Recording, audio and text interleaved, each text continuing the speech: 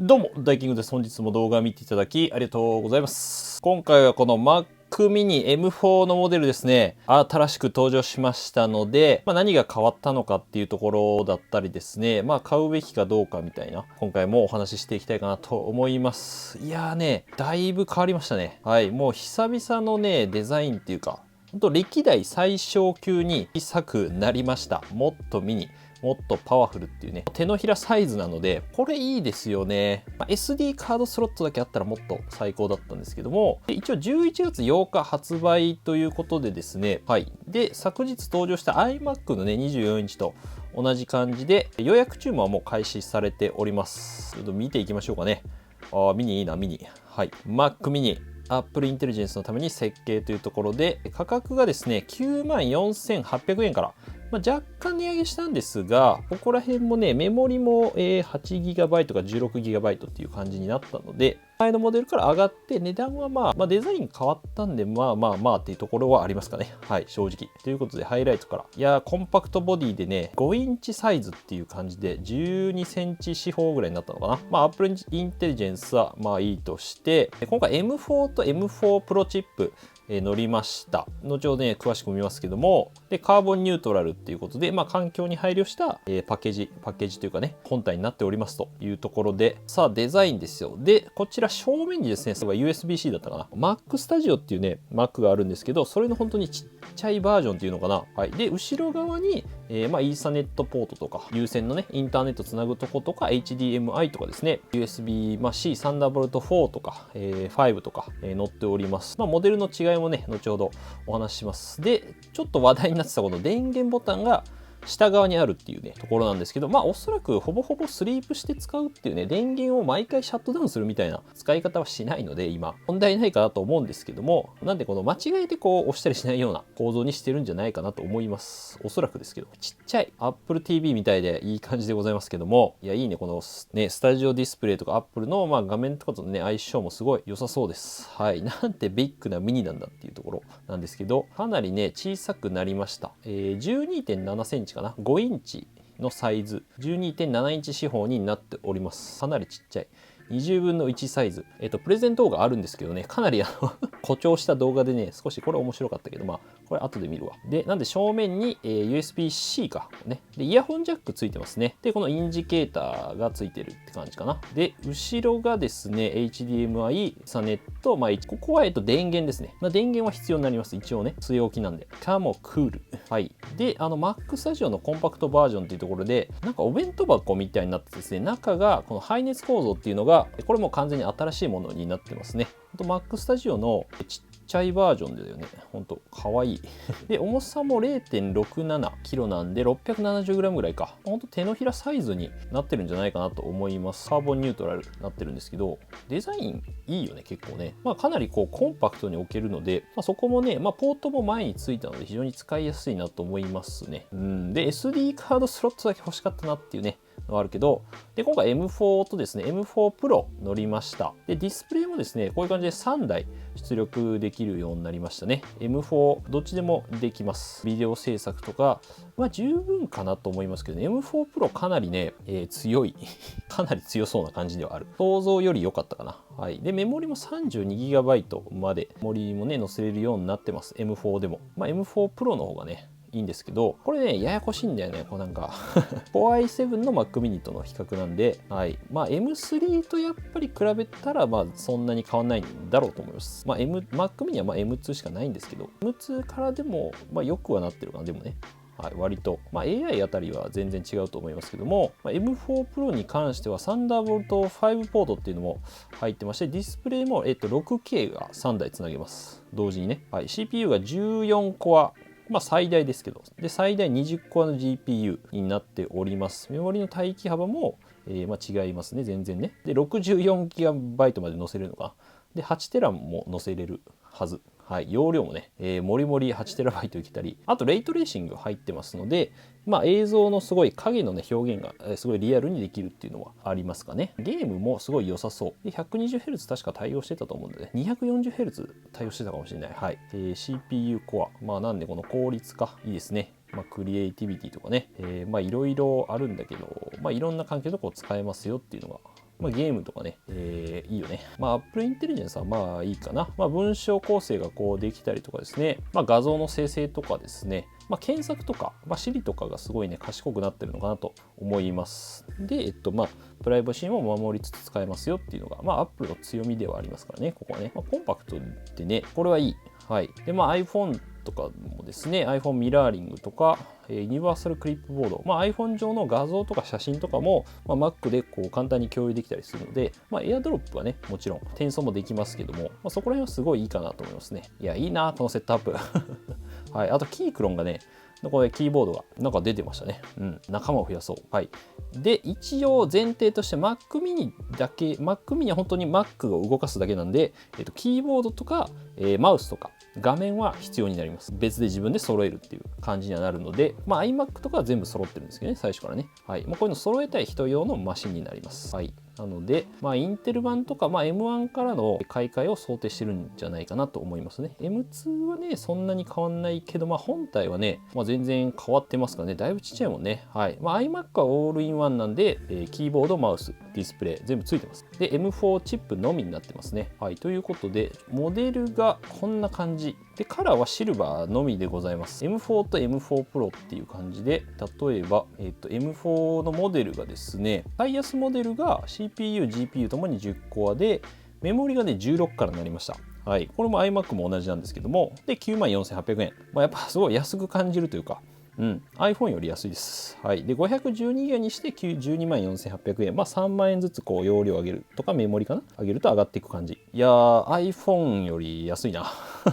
はい。まあ、比較対象がね、そもそもおかしいんだけど、では、ちょっと M4 から見ますか。簡単にね。まあ、おすすめカスタマイズではないんですが、メモリに関しては、まあ、正直16あればほとんどのことはね、できるんじゃないかなと思います。相当、まあ、同時にしない限りは、まあ、僕やっぱ動画編集とかね、同時にし、あと、まあ、フォトショップでサムネイル作ったりするので、16だとね、若干きついなと思いました。今16で MacBook Air 使ってるんですけど、まあ僕は24にするかな。ただ大半の人は16で全然問題ないかと思います。相当4K で20分以上の動画編集とかしない限りは大丈夫なんじゃないかなと。はい。まあストレージも基本的にはね、外付け使ってもいいかなと思うけど、まあ512ぐらいあってもいいかなと思いますね、今の時代ね。まあ動画編集とかもするのであれば、まあ画像とかあと結構写真とかね、好きで一眼レフの画像とか取り込むよって方は、まあ512以上あった方がいいんじゃないかなと思います。で、がっつりこう定期的に動画編集するんであれば1テラは欲しいかなと思いますね。まあ、個人的には僕2テラ欲しいんですけど、今ね、1テラは割ともう全然足りなくなってるんで、まあ、本当に外付けのストレージは一切使いたくないって方も本当に2テラっていう感じになりますかね。まあ、僕買うとしたら多分24で1テラにするかな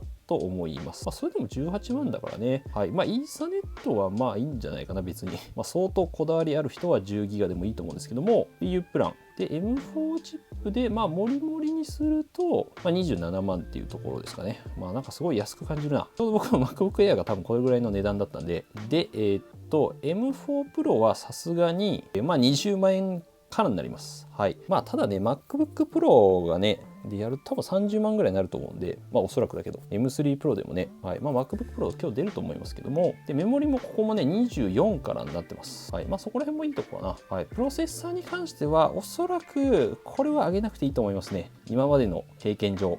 あんまり変わんない、ここは。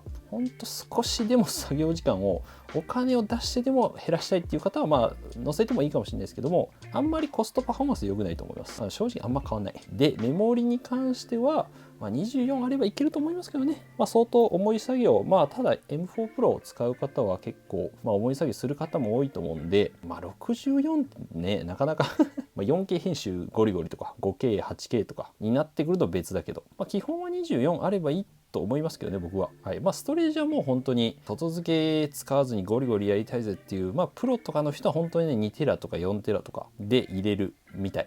まあ、それでも30万円台で、2テラで30万で買えるのか。メモリ48。まあ、モリモリにしても、8テラはさすがにエグいな。でもね、69万とかなんだよ。まあまあまあまあまあまあ、全然 MacBook Pro とかに比べたら、MacBook Pro でこれやったら100万ぐらいいくんじゃないですか、おそらくね。だと思うので、そう考えると非常にコスパいいなというか、2テラとかでいいかな、俺。24で、これはいらないから、30万ぐらいで買えちゃうんでね、そんなにね、MacBook Air と変わんないんでね。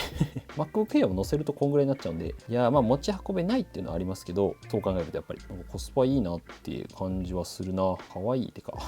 いや、自宅で全然ね、ちょっと迷ってるんですけどね、正直ね。どうしようかなっていうところ。はい。皆さんどうですかね、このモデルはどんな感じで選びますか。質問とかあればぜひね、気軽にコメントいただければと思います。はい。で、この M4 とね、一応 M4 Pro の、違いみたいなところも見ていこうかなと思います。仕様に関しては、ですね、ほぼほぼ全部 M4 かな、ここまで。容量の違いって感じかな。で、3万円で、M4 Pro は21万円からなんですけど、チップ性能はもちろん違います。CPU が12コアで16コア。で、高性能コアっていうのが、いわゆる負荷の、高いとこを処理するものなので、これが8コアで倍あるんですよね。これは割と違うんじゃないかなと思う。なので。で、メモリの待機幅も倍以上違うのかな。どうなんだろう。ここはどうなるか分かんないですけど、オプションはね、そんなに変わんないと思う。動画はね、そんな変わんないと思うな、正直な、ここら辺は。もう M4 で十分ね、強いから。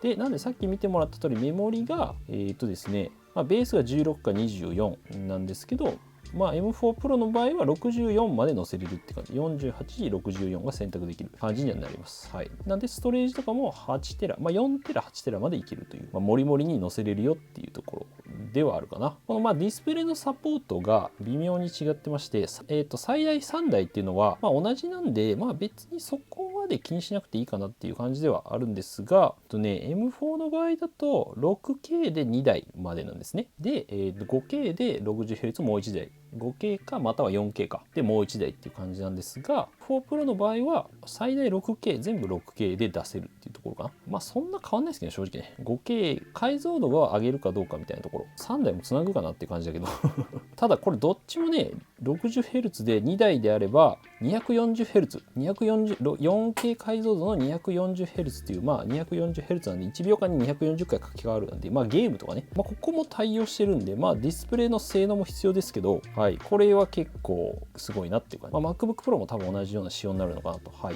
大きい違いで言えば多分サンダーボルト4かサンダーボルト5っていうね、USB-C のこの仕様の違いなんですけども、サンダーボルト5の方が転送速度がめっちゃ速いですので、重いデータ量を結構外付けの SSD とかから移すみたいな方は、M4 Pro を検討してもいいかもしれないです。はい、4K 以上とか 5K、6K とかなってくると結構重いんで、何百ギガ何十ギガってなってくるんで、そこは割と違うんじゃないかなと思いますね。サンダーボルト4でも全然速いですけどねはい。で、あとは、スピーカーとかそこら辺はね、同じみたいなので、なので本当サンダーボルト5と4の違いぐらいかな。はい。なんで、5だと最大 120GB パーセカンド。1秒間に 120GB 送れます。はい。今まで 40GB だったので、最大で3倍ぐらい速いかなっていうところ。はい。あくまで、数値上ですけどね。